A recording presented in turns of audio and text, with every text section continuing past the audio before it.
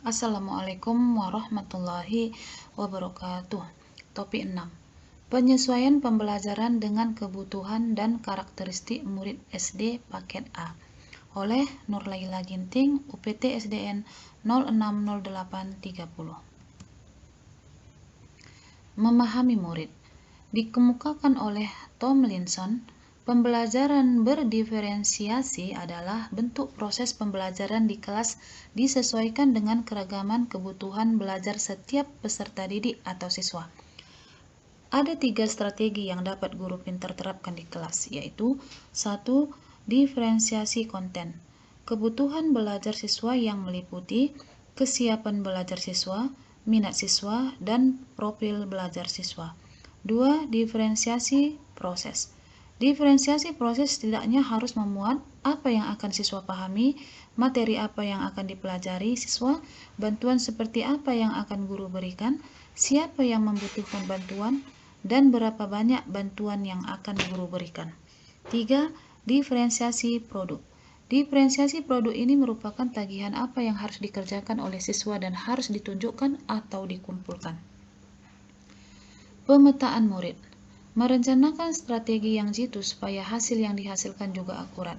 Cara untuk memetakan kebutuhan dan karakteristik belajar siswa dapat dilakukan dengan membuat rancangan asesmen diagnostik, baik yang non-kognitif maupun yang kognitif, seperti berikut ini. 1. Melakukan survei dengan menggunakan angket. 2. Mewawancarai siswa. 3. Berkomunikasi dengan orang tua. 4. Berkoordinasi dengan guru bimbingan konseling. 5. Berkomunikasi dengan guru mata pelajaran lainnya. Dan 6. Menganalisa hasil capaian nilai siswa pada waktu sebelumnya. Identifikasi kebutuhan murid. Setelah memetakan kebutuhan belajar murid, kita harus menentukan strategi pembelajaran berdiferensiasi. Ada 3 strategi pembelajaran berdiferensiasi, yaitu diantaranya 1. Diferensiasi konten atau apa yang diajarkan kepada murid. 2. Diferensiasi proses mengacu pada bagaimana murid memahami atau memaknai informasi atau materi. Dan yang ketiga, diferensiasi produk atau tagihan yang diharapkan dari murid. Menyelaraskan kebutuhan murid dengan tujuan pembelajaran SD. Lingkungan belajar yang mendukung pembelajaran berdiferensiasi dibangun dengan menciptakan learning community atau komunitas yang semua anggotanya adalah pembelajar. Hal tersebut ditandai dengan iklim belajar di kelas yang mencerminkan karakteristik pembelajaran berdiferensiasi seperti setiap orang di kelas saling menyambut dengan baik dan menghargai, terciptanya rasa aman, ada harapan untuk pertumbuhan, guru mengajar untuk mencapai kesuksesan, ada keadilan yang nyata, guru dan siswa berkolaborasi untuk tumbuh dan sukses bersama. Manajemen kelas. Manajemen kelas adalah ketentuan dan prosedur yang diperlukan guna menciptakan dan memelihara lingkungan tempat terjadi kegiatan belajar dan mengajar. Manajemen kelas juga dapat diartikan sebagai perangkat perilaku dan kegiatan guru yang diarahkan untuk menarik perilaku siswa yang wajar, pantas, dan layak serta usaha dalam meminimalkan gangguan. Modul 2. Persiapan pembelajaran berdiferensiasi. Menempatkan siswa sebagai subjek dari proses belajar tersebut diharapkan akan membawa siswa pada cara berpikir yang lebih adaptif. Para siswa diberikan kesempatan untuk mengeksplorasikan kemampuannya dalam memecahkan sebuah masalah. Kreativitas dalam proses pembelajaran akan menciptakan suasana belajar yang menyenangkan. Keterlibatan siswa dalam setiap kesepakatan dan aturan ketika proses belajar berlangsung dan akan dilangsungkan akan membuat siswa menjadi semangat ketika mengikuti pembelajaran. Memodifikasi modul ajar. Modul ajar sekurang-kurangnya yang berisi tujuan, langkah, media pembelajaran, asesmen, serta informasi dan referensi belajar lainnya yang dapat membantu pendidik dalam melaksanakan pembelajaran. Satu modul ajar biasanya berisi rancangan pembelajaran untuk satu tujuan pembelajaran berdasarkan alur tujuan pembelajaran yang telah disusun.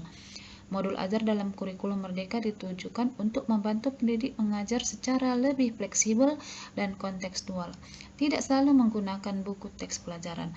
Modul ajar dapat menjadi pilihan lain atau alternatif. Mempertimbangkan beberapa hal berikut. Untuk mencapai suatu tujuan pembelajaran tertentu, apakah merujuk pada buku teks saja sudah cukup atau perlu menggunakan modul ajar? Jika membutuhkan modul ajar, apakah dapat menggunakan modul ajar yang telah disediakan, memodifikasi modul ajar yang disediakan, atau perlu membuat modul ajar baru? Pelibatan murid. Melakukan aksi nyata yang dapat mengembangkan lingkungan kelas yang memfasilitasi murid belajar secara nyaman. Hal tersebut dilakukan dengan mencoba melibatkan murid dalam menyusun perencanaan pembelajaran dan refleksi belajar. Pelibatan murid dalam perencanaan dapat mendorong murid untuk ikut bertanggung jawab terhadap suasana kelas pada saat pembelajaran berlangsung. Sedangkan proses refleksi belajar dilakukan sebagai upaya perbaikan dan penyempurnaan proses pembelajaran di masa yang akan datang. Modul 3. Penguatan literasi SD. Prinsip penguatan literasi di sekolah dasar. Membaca harus diajarkan, ada waktu menulis jurnal setiap hari, buku berjenjang harus tersedia di ruang kelas dalam waktu yang cukup, kelas memiliki bahan kaya teks yang cukup, guru memetakan kemampuan siswa dan mengajar menurut kemampuan siswa. Pembelajaran berpusat pada teks atau bacaan. Metode pembelajaran membaca bervariasi. Strategi literasi. Dalam membangun budaya literasi yang positif di sekolah, terdapat beberapa strategi. 1. Mengkondisikan lingkungan fisik ramah literasi. Lingkungan fisik adalah hal pertama yang dilihat dan dirasakan warga sekolah. Oleh karena itu, lingkungan fisik perlu terlihat ramah dan kondusif untuk pembelajaran. 2. Mengupayakan lingkungan sosial dan efektif. Lingkungan sosial dan efektif dibangun melalui model komunikasi dan interaksi seluruh komponen sekolah. 3. Mengupayakan sekolah sebagai lingkungan akademis yang literat. Lingkungan fisik, sosial, dan efektif berkaitan erat dengan lingkungan akademis. Ini dapat dilihat dari perencanaan dan pelaksanaan gerakan literasi di sekolah. Mengembangkan kecakapan berpikir. Menumbuhkan berpikir kritis ke anak, terlebih mereka yang berada di usia SD dan remaja, sangat memerlukan strategi yang membuat anak dan orang-orang di sekitarnya, termasuk orang tua dan guru, mampu menggapainya. Pertama, menanamkan ke diri kita semua, khususnya orang tua dan pendidik, bahwa tiap anak memiliki kesempatan untuk mengatakan pada dirinya dia mampu atau dia bisa. Kedua, yang bisa diambil untuk menumbuhkan dan mendorong agar kemampuan berpikir kritis tumbuh dan berkembang di dalam diri anak-anak adalah menumbuhkan rasa percaya diri melalui kemampuan yang dimiliki oleh setiap anak. Ketiga, memfasilitasi anak-anak dengan berbagai media yang merangsang kemampuan berpikir kritisnya. 4. Banyak-banyaklah bertanya ke anak dengan pertanyaan mengapa dan bagaimana. Terima kasih. Assalamualaikum warahmatullahi wabarakatuh.